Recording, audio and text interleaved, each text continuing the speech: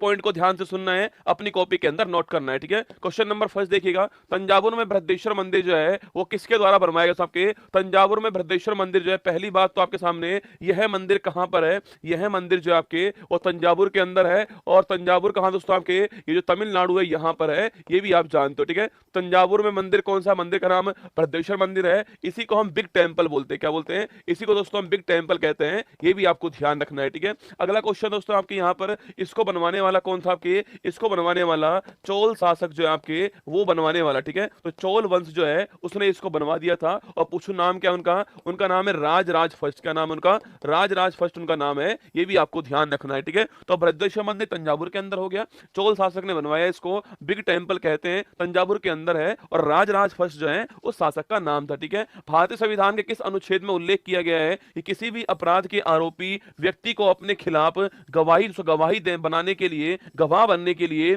मजबूर नहीं किया जाएगा? मतलब दोस्तों जो अपराधी है उसको अपने खिलाफ गवाही देने के लिए बाध्य नहीं कर सकते हैं। ये कौन सा आर्टिकल है? यह है आर्टिकल नंबर 20। कौन सा है? ये आर्टिकल नंबर 20 है। अपने खिलाफ गवाही देने से आपको बाध्य नहीं करेंगे। आर्टिकल 120 में कहा गया है, ये आपको महत्वपूर्ण सवाल ध्यान रखना है कि आप अपने खिलाफ गवाही देने के लिए बाध्य नहीं हो सकते। आर्टिकल 20 के अंदर लिखा हुआ है, ये आपको ध्यान रखना है, ठीक है। और दोस्तों इसी में लिखा हुआ है, किसके बारे में? इसी में लिखा हुआ है दोहरे दंड जो है, उससे दोहरे दंड से सुरक्षा जो प्रावधान जो है वो भी इसमें लिखा हुआ है, ठीक है। एक ही अपराध के लिए दो बार दंड नहीं मिलेगा आपको, एक अपराध के लिए सजा एक बार मिलने वाली है, वो भी यहां पर है। इसको इंग्लिश में एग्जाम वाला पूछता है, जियोपार्डी, इंग्लिश में आता है ये जियोपार्डी जो है, इससे सुरक्षा कहां पर है? यह भी इसी आर्टिकल में लिखी हुई है। इंग्लिश वाला कभी कभी पूछता है आपसे जियोपार्डी का नाम, ठीक है। आगे देखिए, हिंदुस्तान सोशलिस्ट रिपब्लिक एसोसिएशन की स्थापना कौन से वर्ष में होती है? और करने वाले कौन थे? करने वाले चंद्रशेखर आजाद, भगत सिंह, बटुकेश्वर दत्त और अन्य प्रसिद्ध क्रांतिकारी द्वारा होती है। देखो पहले दोस्तों नाम इसका हिंदुस्तान रिपब्लिक एसोसिएशन इसका पहले नाम था, फिर इसका नाम जो है हिंदुस्तान सोशलिस्ट रिपब्लिक एसोसिएशन इसका नाम हो गया, ठीक है। पहले नाम इसका HRA था ना, पहले नाम जो है इसको वो HRA था। अब इसका नाम क्या हो चुका? अब इसका नाम जो है हिंदुस्तान सोशलिस्ट रिपब्लिक एसोसिएशन इसका नाम हो चुका है ना। पहली बात तो इसकी स्थापना कब होती है? इसकी स्थापना 1928 में होती है। ये भी आपको ध्यान में है। दो नाम इसमें महत्वपूर्ण नाम है, कौन? एक तो आपके शहीद चंद्रशेखर आजाद और शहीद भगत सिंह, ये दोनों नाम आपको यहाँ पर ध्यान रखने, ठीक है। मैं लिख रहा हूं, आप भी लिखना यहाँ पर, चंद्रशेखर आजाद और भगत सिंह जो है, ये दो नाम आपको ध्यान रखने यहाँ पर, जो आपके एग्जाम के लिए बहुत ही महत्वपूर्ण होने वाले, ठीक है। यहाँ दोस्तों आप घटना और याद कर लीजिएगा आपके सामने। अगर पूछूं आपसे, अच्छा आप में से कौन बताएगा इस HRA की स्थापना कब होती है? ठीक है, इस HRA की स्थापना कब होती है और स्थापना करने में सहयोग करने वाले कौन थे? ये दो क्वेश्चन आपके सामने, ठीक है। यही लिख लीजिए आप, जो है 9 अगस्त 1925 जो है एक घटना दोस्तों और होती है, उसका नाम है काकोरी ट्रेन एक्शन। क्या नाम उसका? काकोरी ट्रेन एक्शन नाम है उसका। और ये भी आपको ध्यान रखना है, इसके अंदर कौन कौन थे? इसके अंदर चंद्रशेखर आजाद थे, इसके अलावा दोस्तों आपके राम प्रसाद बिस्मिल थे, अशफाक उल्ला खान थे, राजेंद्र लाहिड़ी थे, ये सारे लोग इसके अंदर शामिल थे। हाँ लिखिएगा, इसकी स्थापना 1924 में होती है, ये भी नोट करना, ठीक है। 1924 के अंदर HRA जो है इसकी दोस्तों स्थापना होती है। और स्थापना करने वाले कौन थे? सचिंद्र सान्याल जो है स्थापना करने वाले, ठीक है। लिखिएगा, सचिंद्र नाथ सान्याल जो है वो स्थापना करने वाले थे। इनका नाम भी आपको ध्यान रखना है। और फिर दोस्तों इसका नाम चेंज हो गया है, 28 के अंदर HSRA इसका नाम हो चुका है, ये भी आपको ध्यान रखना है, ठीक है। सांप्रदायिक निर्वाचन की शुरुआत पूछूं आपसे, किस एक्ट से होती है ना? पूछे आपसे, सांप्रदायिक जो कम्युनल जो इलेक्शन है उसकी शुरुआत किस एक्ट में होती है? 1909 का दोस्तों एक्ट था आपके, जिसको हम क्या बोलते हैं? Morley Minto act. क्या बोलते हैं इसको? मार्ले मिंटो एक्ट कहते हैं। इसी के द्वारा जो है यह शुरुआत दोस्तों होती है। मतलब दोस्तों मुस्लिमों के लिए व्यवस्था की गई आपके, जो मुस्लिम जो एरिया है वहां पर कैंडिडेट मुस्लिम ही होगा खड़ा होने वाला, और इसके साथ में जो वोट देने वाला होगा वो भी मुस्लिम ही होने वाला है, ठीक है। तो ये आपके सामने 1900 एक्ट की व्यवस्था है, 1909 का एक्ट है मार्ले मिंटो एक्ट, ये भी आपको नोट करना है, ठीक है। आगे देखिए, किसी न्यायाधीश को हटाने के प्रस्ताव पर इतने सदस्य द्वारा हस्ताक्षर किए जाने चाहिए यदि यह लोकसभा में शुरू किया गया हो। सवाल पूछ रहा है ये कितने, पूछो कितने, है ना। किसी न्यायाधीश को तो हटाना है, तो जो हटाने का जो प्रस्ताव होगा उस पर कितने आपके मेंबर जो है वो साइन करेंगे यदि यह प्रस्ताव लोकसभा में शुरू दोस्तों हुआ है, ठीक है। प्रस्ताव दो जगह शुरू हो सकता है। पहली बात तो हटाने वाला कौन होगा? हटाने वाला पार्लियामेंट। कौन होगा? पार्लियामेंट जो हटाने वाला होगा, ये आपको ध्यान रखना है, ठीक है। अगला पॉइंट दोस्तों आपके सामने, लोकसभा में कितने चाहिए आपके समर्थन आपके, और राज्यसभा कितने चाहिए? दोनों का अलग अलग कहानी होती है, ठीक है। जब दोस्तों बात हम किसकी करें, जब दोस्तों बात हम आपके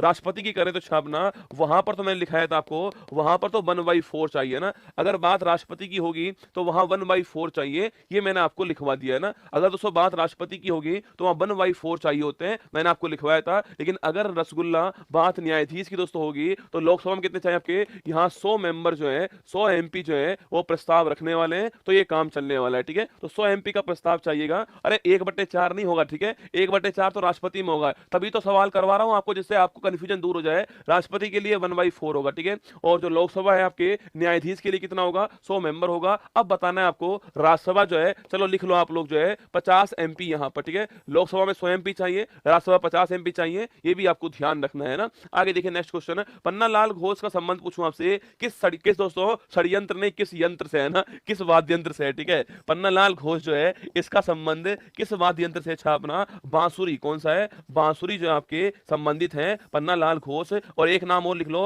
हरि प्रसाद चौरसिया, क्या नाम है, हरि प्रसाद चौरसिया जो है इनका संबंध भी किससे है, बांसुरी से है, ये भी आपको ध्यान रखना है, ठीक है। तो बांसुरी में 2 लोग हो गए ना, पन्नालाल घोष हो गए एक, तो एक इसके अलावा हरि प्रसाद चौरसिया हो गए, ये दोनों नाम आपको ध्यान रखने हैं बांसुरी फ्लूट के अंदर, ठीक है। प्रथम औद्योगिक नीति संकल्प पूछूं आपसे किस वर्ष में आया था आपके, पहला आपके इंडस्ट्रियल पॉलिसी कब आया था, 1948 कब आया था, 1948 के अंदर आया था। इसके बाद 56 के अंदर आया था, ठीक है। तो पूछूं आपसे पहली बार कब आया, पहली बार जो है 1948 के अंदर फर्स्ट इंडस्ट्रियल पॉलिसी जो है वो आती है, ठीक है। किस संगठन को 1992 में वैधानिक शक्ति जो है प्रदान की गई, दोस्तों याद कीजिएगा, आपके इस संगठन की स्थापना तो पहले ही हो चुकी है ना, जो संगठन जो है उसकी स्थापना पहले हो चुकी थी आपके, और कब दोस्तों होती है आपके, ये 88 में होती है ना। और याद करो माय डियर रसगुल्ला, संगठन का नाम क्या है आपके, security exchange board of India ना, ये इसका नाम था, लिख लीजिएगा आपके, इसको बोलते हैं सिक्योरिटी, लिखना security exchange board of India कहते हैं इसको, security exchange board of India जो है ये इसकी फुल फॉर्म है, जिसको हम सेबी कहते हैं।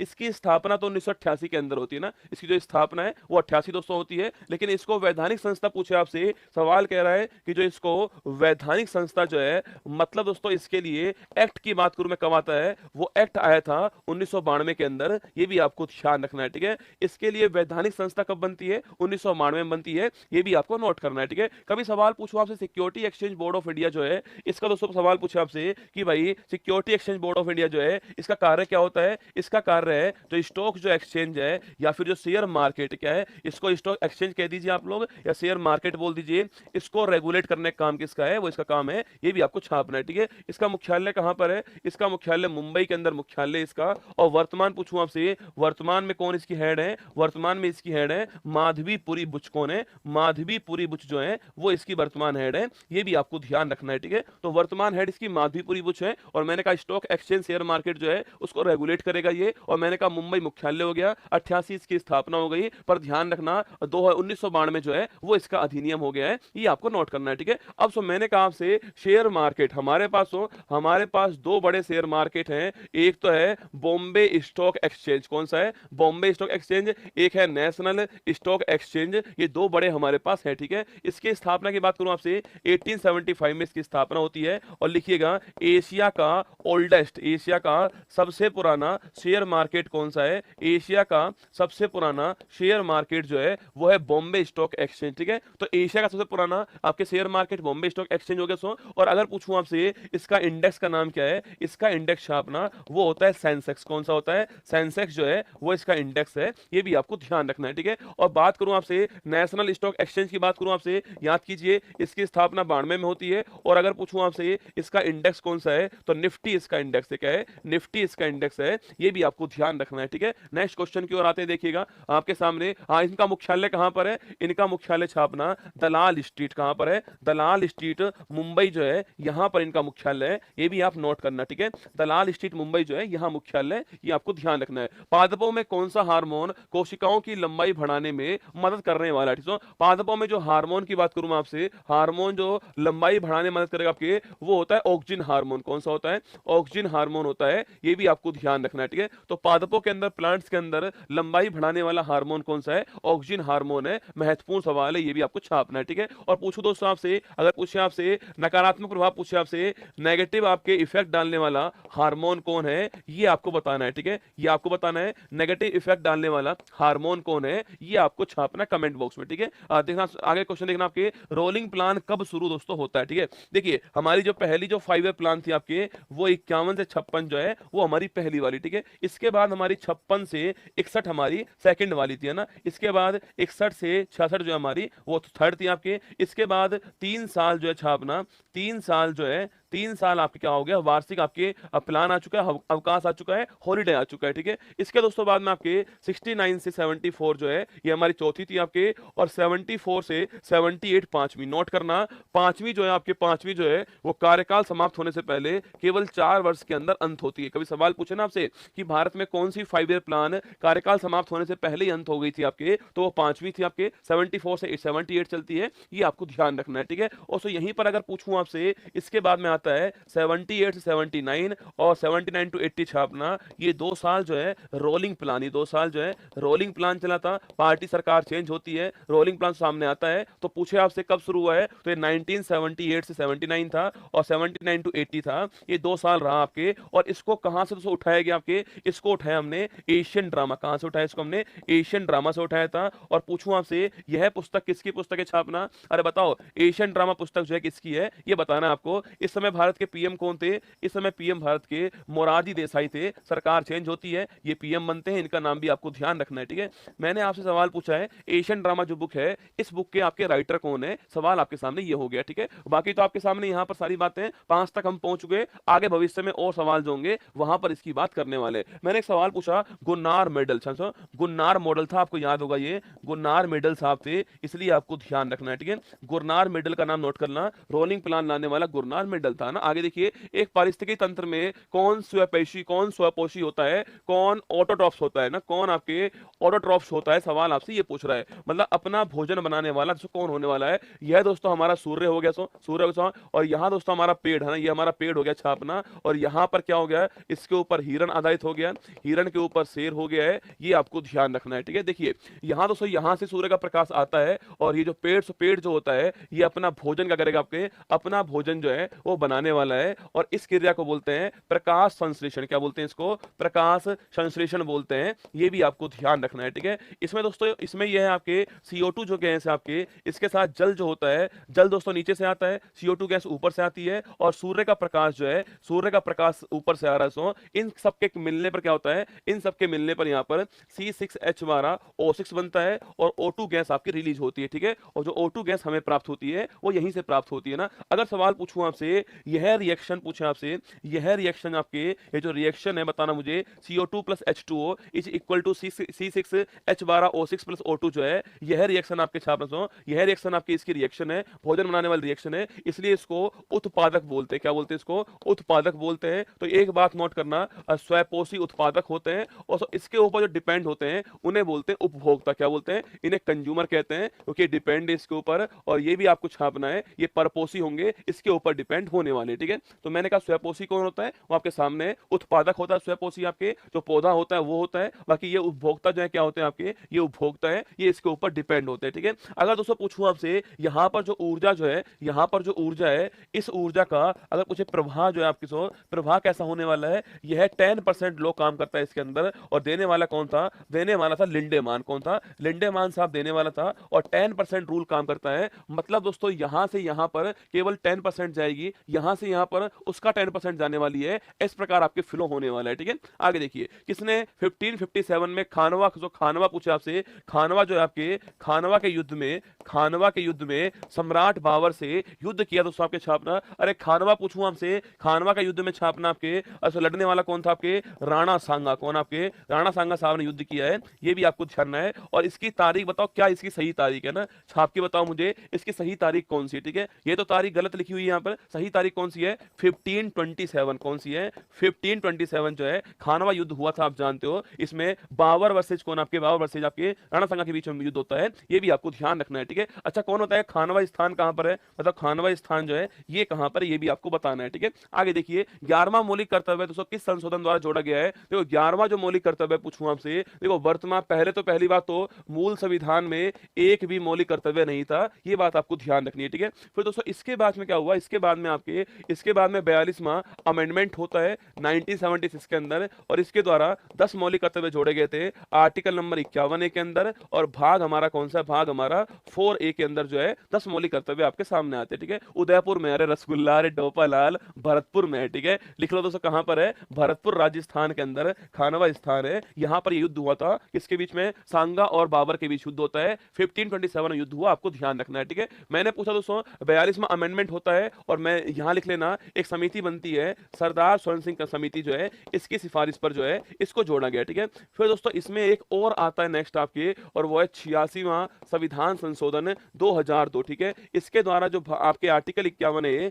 इसके अंदर 11वां मौलिक कर्तव्य जुड़ता है, और संबंध किससे होता है, इसका एजुकेशन संबंधित ये होता है, ये भी आपको ध्यान रखना है। ठीक है, तो ये सारी कहानी आपको नोट करनी है ना। 1882 में हंटर आयोग की स्थापना किस विषय के लिए होती स्थापना, देखो 1882 हंटर आयोग पूछूं आपसे, इसकी स्थापना जो है एजुकेशन किसके लिए होती है, एजुकेशन के लिए होती है, शिक्षा के लिए होती है, ये भी आपको ध्यान रखना है। ठीक है, एक सवाल और बताओ मुझे, अगर पूछे आपसे आधुनिक शिक्षा का मेगना कार्टा किसे बोलते हैं। ठीक है, बताओ मुझे, आधुनिक शिक्षा जो है इसका मेगना कार्टा पूछे आपसे, महत्वपूर्ण जो दस्तावेज है वो किसे कहते हैं, ये भी आपको बताना है। ठीक है, आगे बढ़िए, नेक्स्ट क्वेश्चन। टमाटर में दोस्तों कौन सा अम्ल पाया जाता है ना, टमाटर की बात करूं मैं आपसे, अम्ल कौन सा होता है इसमें, इसमें अम्ल होता है ऑक्जेलिक अम्ल। कौन सा होता है, ऑक्जेलिक अम्ल होता है टमाटर में, ये भी आपको ध्यान रखना है। कौन सा होता है, ऑक्जेलिक एसिड जो है टमाटर के अंदर पाया जाता है। सो यहीं पर आप लिख लीजिए, अगर कभी पूछूं आपसे आपकी जो किडनी है अगर उसमें पथरी दोस्तों स्टोन होती है तो क्या कहते हैं उसको, इसे बोलते हैं कैल्शियम ऑक्जिलेट। क्या बोलते हैं, कैल्शियम ऑक्जिलेट कहते हैं, ये भी आपको ध्यान रखना है ना। तो किडनी की जो पथरी होती है इसको हम कैल्शियम ऑक्जिलेट कहते हैं, नोट करना। ठीक है, ऑक्जेलिक अम्ल टमाटर में होता है, ये आपको ध्यान रखना है। वुड डिस्पैच लिखिएगा, अगर सवाल का आंसर पूछूं आपसे, वुड डिस्पैच था, और इसका वर्ष कौन सा है, इसका वर्ष है 1854, ये भी आपको नोट करना है। ठीक है, तो वुड डिस्पैच कब आता है, 1854 के अंदर आता है, नोट कीजिएगा ना। आगे देखिए नेक्स्ट क्वेश्चन, एपीकल्चर पूछूं आपसे, संबंध किससे देखना। सो एपीकल्चर की बात करूं मैं आपसे, मधुमक्खी जो पालन है आपके वो एपीकल्चर होता है। ठीक है, मधुमक्खी पालन छापना वो एपीकल्चर होता है। और पूछूं आपसे पीसी कल्चर छापना, मछली पालन क्या होता है, पीसी कल्चर होता है। इसके अलावा सेरीकल्चर नोट करना किसके लिए होता है, रेशम कीट पालन जो है वो सेरीकल्चर होता है। इसके अलावा वर्मी कल्चर पूछो किसके लिए होता है छापना, वर्मी कल्चर जो आपके वो किसके लिए होता है, वो केंचुआ के लिए होता है वर्मी कल्चर। इसके अलावा विटिकल्चर किसके लिए होता है, ये आपके अंगूर के लिए होता है विटिकल्चर। इसके अलावा पूछूं आपसे हॉर्टिकल्चर छापना आपके ये किसके लिए होता है, ये बागवानी के लिए होता है, बागवानी के लिए। और पूछे आपसे ओलेरी कल्चर किसके लिए होता है, ओलेरी कल्चर छापना आप जो है सब्जियों के लिए होता है, ये भी आपको ध्यान रखना है। ठीक है, तो सारे पॉइंट नोट करना फटाक से आप जो है, मधुमक्खी के लिए एपीकल्चर, पीसी कल्चर मछली के लिए, सेरीकल्चर रेशम कीट पालन, बर्मी केंचुआ वीटी अंगूर, हॉर्टिकल्चर बागवानी, ओलेरी कल्चर किसके लिए होता है, सब्जी के लिए ना। वॉशिंग मशीन किस सिद्धांत पर कार्य करते हैं, वॉशिंग मशीन जो है एक आपके फोर्स होता है उसको बोलते हैं हम लोग अप केंद्रीय बल। कौन सा बल आपके सो, अप केंद्रीय बल होता है, बाहर की ओर लगने वाला ना, सेंटर से दूर की ओर लगने वाला बल जो है उसको बोलते हैं हम अप केंद्रीय बल। सो जैसे तो मान लीजिए आप, मान लीजिए ये हमारा आपके सर्किल सो, अगर अंदर की ओर फोर्स लगेगा आपके, इसको बोलते हैं अभिकेंद्रीय बल। क्या बोलते हैं इसको, अभिकेंद्रीय बल बोलते हैं। और बाहर की ओर जो फोर्स लगेगा उसको क्या बोलते हैं, इसको बोलते हैं अपकेंद्रीय बल। इसके दो एग्जांपल आपको नोट करने हैं, वॉशिंग मशीन इसका महत्वपूर्ण एग्जांपल है, और इसके अलावा छापना, इसके अलावा जो है आपके कौन सा एग्जांपल है, इसके अलावा दूध आपके ना मक्खन निकालना जो है, मक्खन निकालना जो है ये भी इसका एग्जांपल है, ये भी आपको ध्यान रखना है। ठीक है, तो वॉशिंग मशीन और मक्खन निकालना दोनों इसी अपकेंद्रीय बल के एग्जांपल है,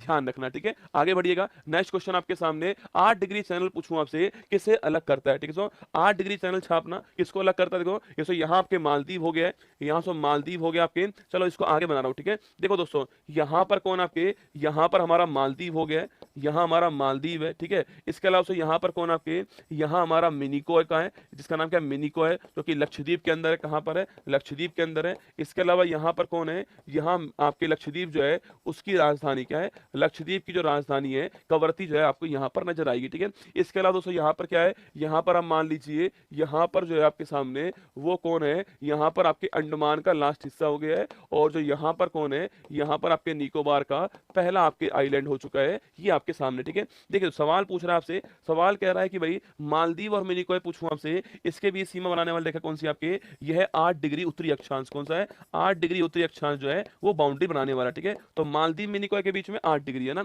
पूछे आपसे मिनिकॉय कवरती पूछूं आपसे, इसके बीच में आपके 9 डिग्री नॉर्दर्न लैटिट्यूड आपके उत्तरी अक्षांश, ठीक है। और अंडमान निकोबार पूछूं आपसे कौन सा है, 10 डिग्री छापना उत्तरी अक्षांश है। ये तीनों पॉइंट आपको ध्यान रखने हैं, ठीक है।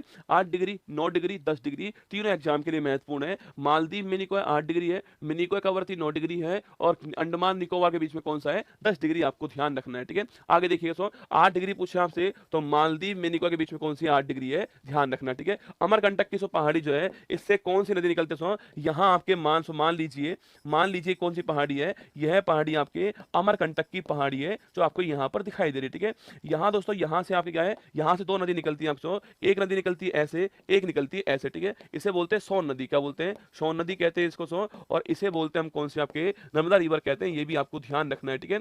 यह कहां पर सो, ये जो आपके अरब सागर जो है वहां गिरती है जाकर, ये भी आप जानते हो, ठीक है। और सो ये वाली कहां मिलती है, यह वाली सो, यह वाली जो आपके, और सो ऊपर से कौन सी आ रही, सो ऊपर से आ रही है गंगा मैया, उसमें मिल जाती है, ये भी आपको ध्यान रखना है, ठीक है। तो अमरकंटक की जो पहाड़ी है उससे 2 नदी निकलती है आपके, सोन नदी आपके, नर्मदा नदी, दोनों आपको ध्यान रखना है, ठीक है। इसके बारे में अगर आपसे पूछ लें आप, सो अगर आपसे पूछूं यहाँ पर इसके बारे में छापना, सो इसके बारे में पहला पॉइंट अगर पूछे, धुआंधार जलप्रपात कहां पर है, ये मध्य प्रदेश के अंदर इसी नदी के ऊपर, ठीक है। इसके अलावा पूछूं आपसे ओंकारेश्वर बांध जो है वो कहां पर है, वो भी इसी नदी के ऊपर छापना, मध्य प्रदेश के अंदर, ठीक है। इसके अलावा पूछूं आपसे जबलपुर शहर जो है वो किस नदी पे, आपके इसी नदी के ऊपर, ठीक है। इसके अलावा पूछे आपसे छापना, इसके अलावा पूछूं आपसे कि भाई साहब इसके अलावा सरदार सरोवर बांध कहां पर है, सरदार सरोवर बांध जो है इसी नदी के ऊपर गुजरात में, कहां पर है, गुजरात में, ये आपको ध्यान रखना है, ठीक है। आगे बढ़िएगा, नेक्स्ट क्वेश्चन है, भारतीय संविधान का कौन सा अनुच्छेद जिला योजना समिति जो है संबंधित है, ठीक है। यह सवाल यूपीएससी ने अपना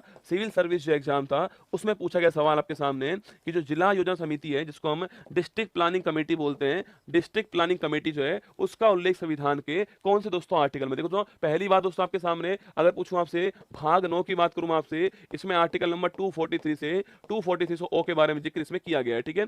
भाग 9 की बात करें आपसे, इसमें जो है 243 पी से लेकर आपके 243 जेड जी जो है यहां तक इसमें उल्लेख किया गया है, ठीक है। और इसी के अंदर छाप दो, इसी के अंदर जो है एक आर्टिकल है 243 आपके जेड डी छापना, इस आर्टिकल के अंदर डिस्ट्रिक्ट प्लानिंग कमेटी जो है इसका उल्लेख है। तो आर्टिकल कौन सा हो गया, आर्टिकल 243 जेड डी, कौन सा है, 243 जेड डी। कैसे दोस्तों याद करोगे आपके, अरे डी फॉर डिस्ट्रिक्ट है और डी फॉर आपकी ये हमारा आर्टिकल है, ठीक है। तो 243 जेड डी हमारा डिस्ट्रिक्ट प्लानिंग कमीशन हो गया है, ये आपको ध्यान रखना है, ठीक है। महत्वपूर्ण सवाल है, नोट करना, कभी पूछ ले आपसे तो नोट करना है, ठीक है। 31 दिसंबर 1885 में मुंबई में भारतीय राष्ट्रीय कांग्रेस के पहले अधिवेशन के लिए देश भर से कितने प्रतिनिधि आपके एकत्रित हुए थे, ठीक है। याद कीजिए, तो पहला आपके कांग्रेस की बात करूं आपसे, इसकी स्थापना होती है 28 दिसंबर को, इसकी स्थापना होती है 1885 के अंदर। डफरिन उस समय भारत के क्या थे, वायसराय थे, और स्थापना करने वाले कौन थे, ए ओ हुम साहब जो है वो इसकी स्थापना करने वाले थे। ये सारी बात हम लोग कर चुके हैं, ठीक है। अगर आपसे पूछूं यहाँ पे, अगर दोस्तों आपसे यहाँ पर ये पूछा जाए आपसे कि भाई साहब कांग्रेस जो है इसका जो पहला जो अधिवेशन बंबई के अंदर हुआ है उसमें कितने लोगों ने भाग लिया था, उसमें 72 लोग जो है इन्होंने भाग लिया था, ये भी आपको ध्यान रखना है, ठीक है। तो कांग्रेस का जो फर्स्ट अधिवेशन था उसके अंदर भाग लेने वाले कितने थे, 72 लोग थे, ये भी आपको ध्यान रखना है। महत्वपूर्ण सवाल है, सवाल आपसे पूछ ले तो, ठीक है। उस्ताद अमजद अली खान पूछूं आपसे, किसे बजाने में उस्ताद, ठीक है। तो उस्ताद अमजद अली खान पूछूं आपसे, इनका संबंध किससे है, शरोद से लेना, शरोद जो है आपके, शरोद वाद्य यंत्र जो है संबंधित है, ये भी आपको ध्यान रखना है, ठीक है। तो उस्ताद पूछूं आपसे, उस्ताद अमजद अली खान सरोद आपको ध्यान रखना है, ठीक है। इसके अलावा तिलैया बांध, अब बताओ मुझे तिलैया बांध भारत के किस स्टेट में है, ठीक है। स्टेट तो हो गया झारखंड, स्टेट कौन सा हो गया है, स्टेट तो आपके झारखंड हो गया है। आपको बताना नदी कौन सी है, ठीक है। स्टेट तो झारखंड हो गया है, नदी छाप के बताओ मुझे, नदी कौन सी जिसके ऊपर तिलैया बांध है, ठीक है। बताओ तिलैया बांध नदी कौन सी है, स्टेट तो कौन सा है, स्टेट झारखंड हो गया है, नदी का नाम छापना आपको, नदी कौन सी है, ठीक है। एलपीजी रसोई गैस पूछूं आपसे, किन गैसों का मिक्सचर है, ठीक है। देखो एलपीजी की बात करें आपसे, सीएनजी में का, तो सीएनजी में होता है आपके मिथेन गैस, कौन सी होती है, मिथेन गैस होती है सीएनजी के अंदर, ये तो आप जानते हो, ठीक है। तो सीएनजी में हो गया मिथेन गैस, है ना। अगर पूछे आपसे एलपीजी की बात करूं छापना, एलपीजी में कौन सी होती है, लिक्विडिफाइड पेट्रोलियम गैस जो है इसमें आपकी बीपी होता है, ठीक है। बी फॉर ब्यूटेन, क्या होता है, बी फॉर ब्यूटेन होता है, और पी फॉर प्रोपेन होता है, ठीक है। बी फॉर ब्यूटेन होता है, पी फॉर प्रोपेन होता है। जब हम साइंस में हम इनको नाम लेते हैं तो आपके meth eth pro but pent, hex, hept,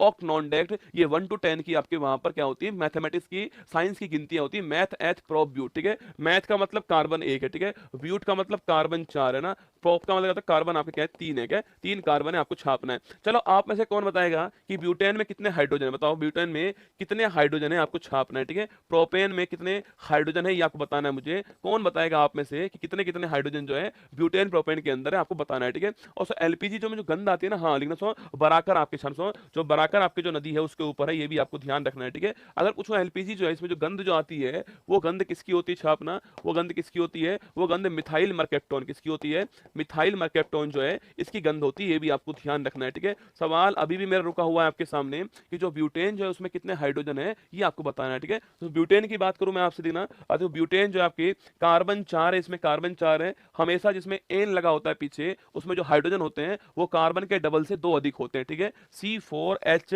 आपके 10 होगा, ठीक है। यहाँ फॉर्मूला होता है CnH2n+2 है ना, ये फॉर्मूला है किसका, जिसके पीछे एन लगा होता है। कार्बन जितने उसका डबल कर दीजिए, +2 कर दीजिए, हाइड्रोजन आ जाएगा। कार्बन कितना 3 हो गया है, हाइड्रोजन निकालना डबल कर दो 6 हो गया है, और 2 जोड़ दो 8 हो गया है, तो इतने आपके हाइड्रोजन जो है प्रोपेन में होंगे, ठीक है। आगे देखिए नेक्स्ट क्वेश्चन है, पंचमहल किस शहर में, बड़ा महत्वपूर्ण सवाल है, अभी किसी एग्जाम में आया था सवाल आपके, पंचमहल, ये आरएस के अंदर पूछा गया सवाल है, पंचमहल किस शहर के अंदर है, फतेहपुर सीकरी का। सो फतेहपुर सीकरी जो है अगर आप घूमने जाओगे तो वहां दोस्तों आपको पंचमहल मिलने वाला है आपके। सो ये बौद्ध धर्म किसके लिए, ये बौद्ध धर्म के लिए, और बनवाने वाला कौन था आपके, सम्राट अकबर बनवाने वाला था, ये भी आपको ध्यान रखना है, ठीक है। यही दोस्तों यहीं पर आपके बुलंद दरवाजा भी यहीं पर है, ये भी आपको ध्यान रखना है, ठीक है। यहीं पर है, नोट करना आपके। तो पंचमहल फतेहपुर सीकरी के अंदर है, बौद्ध धर्म संबंधित आपके सो ये 5 फ्लोर में बना हुआ है, और अकबर ने बनवाया बुलंद दरवाजा छापना यहीं पर आपके फतेहपुर सीकरी में। जिंदा पीर के नाम से जानने वाला कौन है, बताओ मुझे, जिंदा पीर पूछूं आपसे, इस नाम से किसको जानते हैं, जिंदा पीर के नाम छापना, औरंगजेब, किसको, औरंगजेब जो है इसको जानते हैं। और औरंगजेब की बात करूं आपसे, 1707 छापना, इसका निधन हो गया, ठीक है। तो औरंगजेब को क्या बोलते हैं, औरंगजेब जो है उसको जिंदा पीर बोलते हैं, बड़ा महत्वपूर्ण सवाल है। औरंगजेब क्या बोलते हैं, औरंगजेब जो है इसको जिंदा पीर कहते हैं, आपको ध्यान रखना है, ठीक है। तो औरंगजेब को बोलते हैं जिंदा पीर, नोट करना। संविधान का कौन सा अनुच्छेद महाधिवक्ता को राज्य सरकार के कानूनी सलाहकार के रूप में परिभाषित करता है, देखो बात करूं मैं आपसे, देखो आर्टिकल नंबर 76 पूछे आपसे, ये होता है महान्यायवादी, कौन होता है, ये होता है महान्यायवादी, इसको बोलते हैं अटॉर्नी जनरल बोलते हैं। सेंट्रल गवर्नमेंट का सबसे बड़ा वकील कौन सा, यही होता है, ठीक है। और सो इसकी बात अगर मैं स्टेट में कर दूं आपके, तो 165 आपके स्टेट के लिए हो गया है, ये हो गया एडवोकेट जनरल, क्या हो गया है, ये एडवोकेट जनरल हो गया है, जिसको हम क्या बोलते हैं, इसे हम बोलते हैं महाधिवक्ता। किसी स्टेट के लिए आपके सबसे बड़ा लॉ ऑफिसर कौन होता है, वो यही होता है। आर्टिकल नंबर 165 के अंदर आपको नोट करना है, ठीक है। ये 76 में तो सेंटर वाला है, 165 में स्टेट वाला हो गया ना। टाइफाइड किसके कारण होता है आपके साथ, टाइफाइड छापना, टाइफाइड जो है वो किससे होता है, टाइफाइड आपके सोलेमन टाइफी जीवाणु, कौन से, सोलेमन टाइफी जीवाणु जो है इससे होता है, ठीक है। सोलेमन टाइफी जीवाणु जो है बैक्टीरिया जो है इससे होता है। इसको हम क्या बोलते हैं, इसको मियादी बुखार बोलते हैं। इसका एक टेस्ट होता है, उसको बोलते हैं विडोल टेस्ट, क्या बोलते हैं, विडोल टेस्ट कहते हैं, ये भी आपको छापना है, ये इसका टेस्ट है जांच वाला, ठीक है। तो टाइफाइड को आपके, टाइफाइड मतलब बुखार होता है, इसके अंदर आपके मियादी बुखार बोलते हैं इसको, सोलेमन टाइफी जीवाणु से होता है, और मैंने कहा विडोल टेस्ट जो है वो इसकी जांच के लिए